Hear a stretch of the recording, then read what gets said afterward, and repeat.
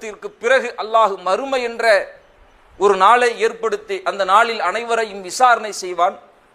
அந்த விசாரணையில் அவர்களின் நன்மை தீமைக்கு ஏற்ப சொர்க்கம் நரகம் என்ற முடிவை ஒவ்வொருவரும் பெற்றுக்கொள்வார்கள் என்ற நிலையை நாம் அறிஞ்சு வச்சிருக்கிறோம். அப்படியான விசாரணைக்காக நிறுத்தப்படக்கூடிய அந்த நாள் 50,000 ஆண்டுகளுக்கு நிகரான அந்த நாள், சூரியன் ஒரு மைல் தொலைவில் கொண்டு வந்து நிறுத்தப்படக்கூடிய அந்த நாள், அனைவரும் வெப்பத்தால் தகதகைத்துக் கொண்டிருக்கிற அந்த நாள், தன்னுடைய வேர்வை துளிகளால் குளித்துக் கொண்டிருக்கிற அந்த நாள், யாராலும் அந்த வேதனையை தாங்க முடியாமல் அல்லோடப்பட்டு ஓடோடி கொண்டிருக்கிற அந்த நாள், அப்படிப்பட்ட கடுமை நிறைந்த சிரமம் நிறைந்த அந்த நாளில்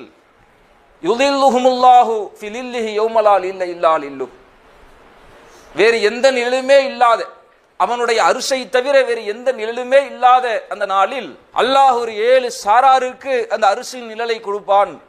அதில் ஒரு சாரார் ஷாபுன் நஸஅ ஃபி இபாதத்தி ரப்பி, ஒரு இளைஞன் தன்னுடைய வாழ்நாளை இறைவனின் பாதையில் செலவழித்தானே, இறை வணக்கத்தில் செலவழித்தானே, அப்படிப்பட்ட அந்த இளைஞனுக்கு அல்லாஹ் ரப்புல் ஆலமீன் தன்னுடைய அரிசின் நிழலை தருவதாக சொல்லி காட்டுகின்றார்.